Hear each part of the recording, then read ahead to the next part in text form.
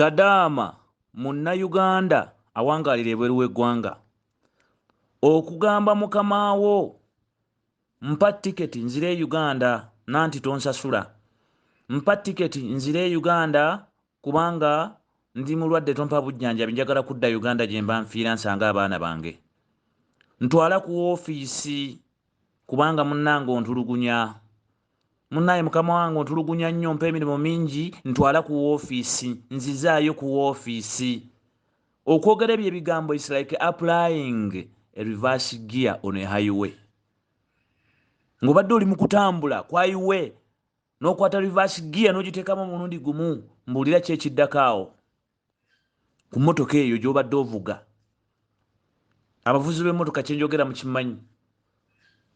Teekamu reverse gear omulundi gumu ng'obadde ku highway ng'efubutuka egenda.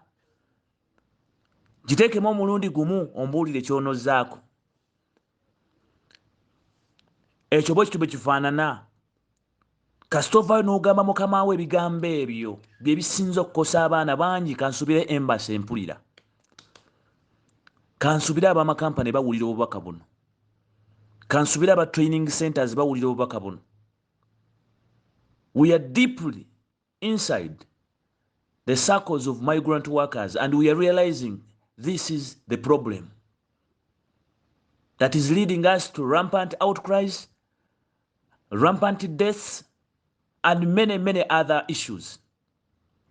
It's because bannayuganda bava Uganda nga babateeminze nti bw'otuuka e Saudi Arabia wakati mu contract eyo gy'omanyi, assuming it is the highway road, that high road you are taking, you have already started moving well, you work 6 months down the road, you get a challenge along the way, your boss is put to question, but along the way as you are moving, because the contract will not stop, days will continue moving, even if boss wonga akutulugunya obanga akumya omusaala obanga akola atya kubanga oguggwako gw'obala. In other words, mu mbeera yonna mwakutadde, you are moving on a high road. Unfortunately, out of the blue, gwe no applying a reverse gear, company ye Uganda bye yakulimbalimba okwogera, busimanyi kyonna kyonna ekiba kigize gwe kuba ku office babuulira aba office, in which sometimes even this reverse gear does not work. To some of them that have survived by the use of this reverse gear on a high road have ended up in these offices, Sakan and and the deportation centers, nga bali awo bazingama. Ngere mmotoka bw'ogiraba bw'osobola ogikola ekyo kye nkugambye ekiddirira bw'etaba accident. Olwo olulula. So okwapplying reverse gear wakati mu lugendo oluwanvu lw'oli mu kuvuga front kyabulabe. Gw'okutandika okwogera ebintu ebyo bitakwatagana, it sounds as a reverse gear in the hands and in the brain of your boss, of your sponsor, of your employer. Then ekiddirira mukamaawo aba alina okubeera nga akutuusako obulabe, okurevengingiramu. So we should avoid it. We should try to restrict ourselves.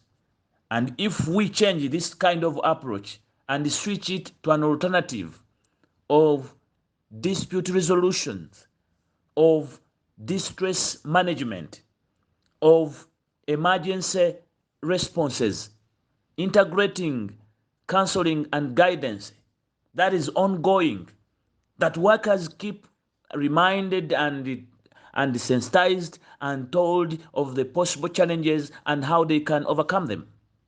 If we don't integrate such involvement of workers' responsibility, workers okumanya kiki kye bateekeddwa okumanya, and themselves owning the process, not leaving the process to the recruiter who is in Uganda or leaving the process to someone who has never worked in the same situation, or someone who has got no experience at all, waiting for your parent yabajja akubulira ekyokukola naye nga jjajjaawo oyo takola nko mu kiyumba tamanyi, mukazi wattu n'ebyabakolera ebweru tabimanyi, twandigambye oke wadde kaamanyi naye tamanyi.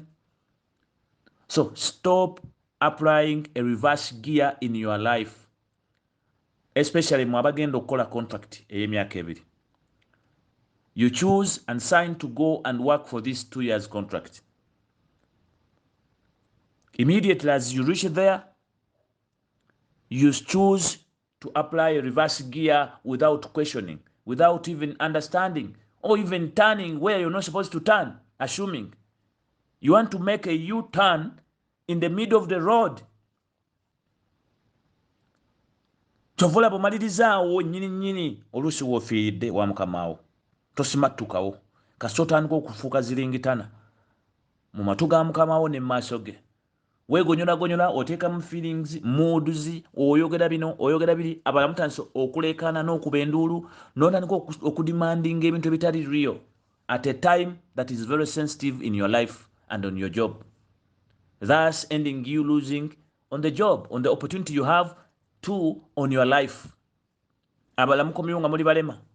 Because you choose to rebel, you choose to strike even when you are alone. Some of you temuli in any association of workers. You don't belong. You don't have any sense of belonging. Therefore, you can't fit to bargain by your own. Because what UN recommends is corrective bargaining, not you as an individual. That's where you began suffering. We have to trace the roots of our suffering, the roots of our fate as migrant workers. How do we trace it? Look into the questions I've put up there for you. That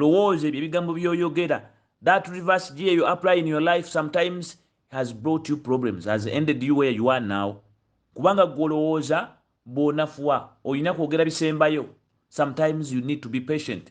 Sometimes you need to follow the process, the same process you followed while entering, that you have to follow on exit. There is no miracle that is going to be performed to exit you.